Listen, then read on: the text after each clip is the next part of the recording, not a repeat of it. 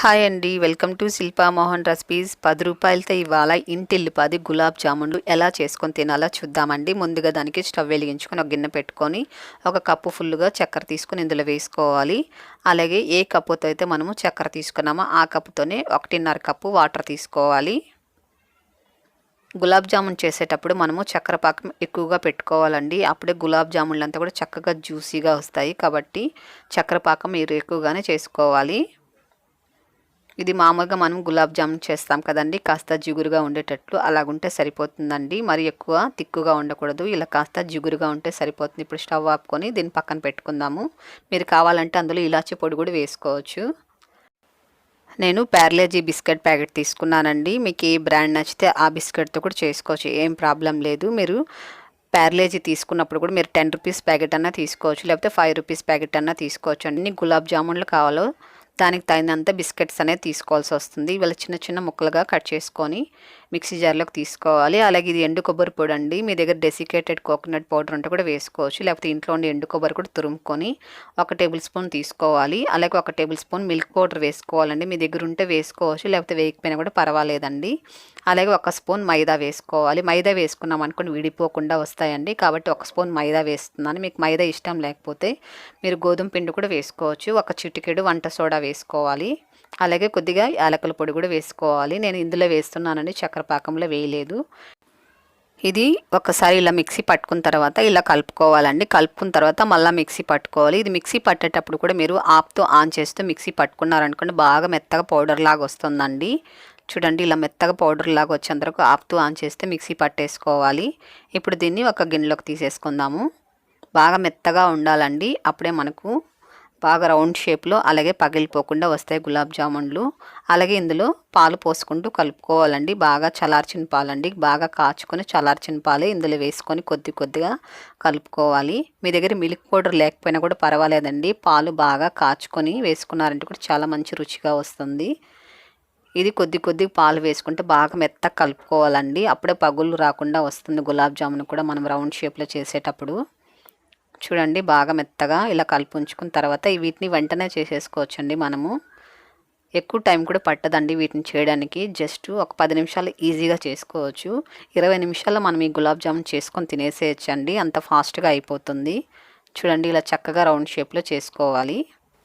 మీరు మ్యారీగోల్డ్తో కూడా చేసుకోవచ్చండి. జామున్లు చాలా టేస్టీగా ఉంటాయి ఆ బిస్కెట్తో చేస్తే కూడా. అన్నీ ఇలా చేసి ఉంచుకొని వీటిని పక్కన పెట్టుకొని ఇప్పుడు స్టవ్ వెలిగించుకొని ఒక పెనంలో ఆయిల్ పెట్టుకొని వేడి చేసుకోవాలి. ఆయిల్ కాస్త బాగా వేడెక్కిన తర్వాత ఇప్పుడు మీడియం ఫ్లేమ్లో ఉంచుకొని వీటిని వేసుకోవాలి. ఆయిల్ కాస్త వేడి తక్కువగా ఉందనుకోండి వేయంగానే విడిపోతాయండి, కాబట్టి ఆయిల్ బాగా వేడిగా ఉండేటట్లు చూసుకోండి. అలాగే మీడియం ఫ్లేమ్లో ఉంచుకొని వీటిని ఫ్రై చేసుకోవాలి. జామున్లు వేసిన తర్వాత కాసేపు కదపకుండా వదిలేసేయండి. తర్వాత స్పూన్తో ఇలా మెల్లగా కలుపుకున్నారనుకోండి చక్కగా ఈవెన్గా ఫ్రై అవుతాయండి. ఇలా కలుపుతూ ఫ్రై చేసుకోవాలి. ఇవి కాస్త రంగు వచ్చిన తర్వాత ఇప్పుడు సిమ్లో ఉంచుకొని వీటిని ఫ్రై చేసుకున్నారనుకోండి పిండి అంతా కూడా లోపల చక్కగా ఉడుకుతుంది. చూడండి, మంచి కలర్ వస్తున్నాయి, చాలా మంచి కలర్ఫుల్గా ఉంటాయండి జామున్లు. చక్కగా కలర్ వచ్చేసింది కదా, ఇప్పుడు వీటిని తీసేసుకుందామండి. తీసుకొని మనము అట్లా పెట్టుకోవాలి. వీటిని చక్కెర పాకంలో వేయకూడదండి, వెంటనే పక్కన ప్లేట్లో తీసి పెట్టుకోవాలి. అన్నీ ఫ్రై చేసిన తర్వాతనే మనము చక్కెర పాకంలో వేసుకోవాలండి. అప్పుడే చక్కగా అన్నిటికీ చక్కెర పాకం అనేది పట్టుకొని ఒకేసారిగా చక్కగా జ్యూసీగా వస్తాయండి అన్నీ కూడా. ఫస్ట్ కొన్ని వేసుకొని తర్వాత కొన్ని వేసారనుకోండి కొన్ని కాస్త మెత్తగా అయిపోతాయండి. కాబట్టి అన్నీ ఫ్రై చేసుకున్న తర్వాతనే మీరు వీటిని చక్కెర పాకంలో వేసుకోవాలి. ఇప్పుడు అన్నీ ఫ్రై చేసేసానండి. ఇప్పుడు వీటిని చక్కెర పాకంలో వేసుకుందాము.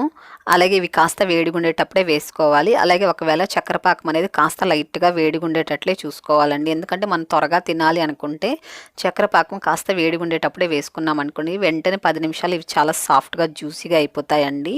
మీకు కాస్త టైం పట్టినా కూడా పర్వాలేదు అనుకున్నట్లయితే మీరు చల్లగా పాకం ఉండేటప్పుడు కూడా వీటిని వేసుకొని కూడా ఉంచేసారనుకోండి ఒక అరగంట సేపులకంతా కూడా చక్కగా చక్కెర పాకం పీల్చేసుకుంటుంది. చూడండి, నేనైతే చక్కెర పాకం కాస్త వేడిగా ఉందండి. అలాగే వీటిని వేడిగా వేసాం కదా, ఇప్పుడు మూత పెట్టుకొని మనం ఒక 10 నిమిషాలు ఉంచుకుంటే చాలండి, చాలా సాఫ్ట్గా అయిపోతాయి. చూడండి, 10 నిమిషాల తర్వాత ఎంత జ్యూసీగా వచ్చాయో. అలాగే సైజు కూడా చూడండి, డబుల్ సైజ్ వచ్చేసాయి. మొత్తం చక్కెర పాకం అంతా కూడా చక్కగా పీల్చుకొని చూడండి 10 నిమిషాల్లోనే ఎంత జ్యూసీగా ఉందో చూసారా. చాలా అంటే చాలా సాఫ్ట్గా ఉంటాయని, నోట్లో వేసుకుంటే వెన్నలా కరిగిపోతే చాలా కమ్మని టేస్ట్ ఉంటుందండి. మనం ఇందులో ఎండు కొబ్బరి అవి వేసాం కదా, చాలా బాగుంటుంది. చూసారు కదండి, 10 రూపాయలతో 10 నిమిషాల్లో ఇంటిల్లిపాదికి గులాబ్ జామున్ ఎలా చేసి పెట్టాలో మీరు కూడా ఒకసారి ఇలాగే చేసుకొని టేస్ట్ చేయండి. తర్వాత ఎలాగొచ్చి నాకు తప్పకుండా కామెంట్ చేయండి. మీ ఫ్రెండ్స్కి, మీ తెలిసిన వారందరికీ వీడియోని షేర్ చేయండి, లైక్ చేయండి. మన ఛానల్ ఫస్ట్ టైం చూస్తున్నట్లయితే తప్పకుండా సబ్స్క్రైబ్ చేసుకోండి. స్వీట్ షాప్లో చేసే 100% టేస్ట్తో ఇంట్లోనే ఇవాళ రిబ్బన్ పకోడీ ఎలా ప్రిపేర్ చేయాలో చూద్దామండి. నేను చెప్పే మెథడ్లో చేశారంటే సేమ్ షాప్లో తెస్తారు కదా, అలాగే ఉంటుందండి. ఇప్పుడు ముందుగా మనం ఒక మిక్సీ జార్లో 1 కప్పు పుట్నాల పప్పు వేసుకొని దీన్ని మెత్తటి పౌడర్లా చేసుకోవాలి. బాగా మెత్తగా ఉండాలండి. ఒకవేళ కాస్త బరగ్గా ఉన్నట్లయితే మీరు జల్లించి తీసుకోవాలి. ఇదైతే నేను నున్నగా గ్రైండ్ చేసి ఉంచానండి. ఇలా ఒక బౌల్లోకి తీసేసుకోవాలి. అలాగే 1 కప్పు బియ్యం పిండి తీసుకోవాలండి. మనం ఇంట్లో ఆడిచిన పిండి అయినా పర్వాలేదు, లేకపోతే షాప్లో కొన్న పిండి కూడా పర్వాలేదండి. ఇది 1 కప్పు వేసుకున్న తర్వాత 1 కప్పు శనగపిండి వేసుకోవాలి. జల్లించి తీసుకోవాలండి ఇవన్నీ కూడాని. ఇప్పుడు ఇందులో 1 టేబుల్ స్పూన్ వాము తీసుకొని ఇలా చేతిలో వేసుకొని బాగా ఇలా క్రష్ చేసుకొని వేసుకోవాలి. అలాగే 1 టేబుల్ స్పూన్ నల్ల నువ్వులు వేస్తున్నానండి నేను. మీరు కావాలంటే తెల్ల నువ్వులు కూడా వేసుకోవచ్చు. నువ్వులు వేస్తే చాలా టేస్టీగా ఉంటుందండి, తినేటప్పుడు చాలా కమ్మగా ఉంటుంది. ఇప్పుడు ఇందులో 1 అర టేబుల్ స్పూన్ ఇంగువ యాడ్ చేసుకోవాలి. కంపల్సరీ మీరు ఇంగువ వేసుకోవాలండి. ఇంగువ వేస్తే మంచి టేస్ట్ ఉంటుంది. అలాగే హెల్త్ కూడా చాలా మంచిదండి, గ్యాస్ట్రిక్ ప్రాబ్లం అస్సలు రాదు. అలాగే 1 చిటికెడు పసుపు వేసుకొని తగినంత కారం వేసుకోవాలి. అలాగే దీనికి తగినంత సాల్ట్ కూడా వేసుకొని ఇవంతా మొత్తం కలుపుకోవాలండి. మనం అన్నీ ఒకే కప్పుతో తీసుకోవాలి. మీరు ఏ కప్పుతో పుట్నాల పప్పు తీసుకుంటారో మిగతాది కూడా ఆ కప్పుతో తీసుకోవాలండి, బియ్యపిండి శనగపిండి కూడా. ఇప్పుడు ఇందులో కాచిన నెయ్యి అయినా సరే అండి, లేకపోతే బటర్ కూడా తీసుకోవచ్చు మీరు. నేనైతే ఆయిల్ వేస్తున్నాను. 3 టేబుల్ స్పూన్లు బాగా మరిగించుకొని వేసుకొని ఇదంతా స్పూన్ తోటి బాగా ఇలా మిక్స్ చేసుకోవాలి. షాపుల్లో అయితే డాల్డా వేస్తారండి, నేనైతే డాల్డా వేయట్లేదు. మన ఇంట్లో ఉండే నూనెతో కూడా చేసుకోవచ్చండి. ఆయిల్ వేసుకున్నారంటే కూడా చక్కగా చాలా క్రిస్పీగా వస్తాయి. నోట్లో వేస్తే వెన్నలా కరిగిపోతాయండి, అంత చక్కగా ఉంటాయి. చూడండి, ఆయిల్ అంతా ఇలా పట్టేలాగా మనం మిక్స్ చేసి ఉంచుకోవాలండి. ఇలా మనం మిక్స్ చేసుకున్నాం అనుకోండి చాలా క్రిస్పీగా వస్తాయండి. ఇప్పుడు ఇందులో కొద్ది వాటర్ పోసుకుంటూ ఇది కాస్త చపాతీ ముద్దలా మిక్స్ చేసుకోవాలండి. మరీ లూజ్గా ఉండకూడదు. మీరు పిండిని లూజ్గా మిక్స్ చేశారనుకుని గట్టిగా అవుతాయి. అలాగే ఆయిల్ ఎక్కువ పీల్చుతుందండి. కాబట్టి కొద్ది వాటర్ వేసుకుంటూ పిండి అనేది చేతికి అంటుకోకుండా మీరు మిక్స్ చేసుకోవాలి. కాస్త గట్టిగానే మిక్స్ చేసుకున్నారంటే చాలా క్రిస్పీగా వస్తాయండి, గట్టిగా అస్సలు రావు. చూడండి, ఇలా కలుపుంచుకోవాలి.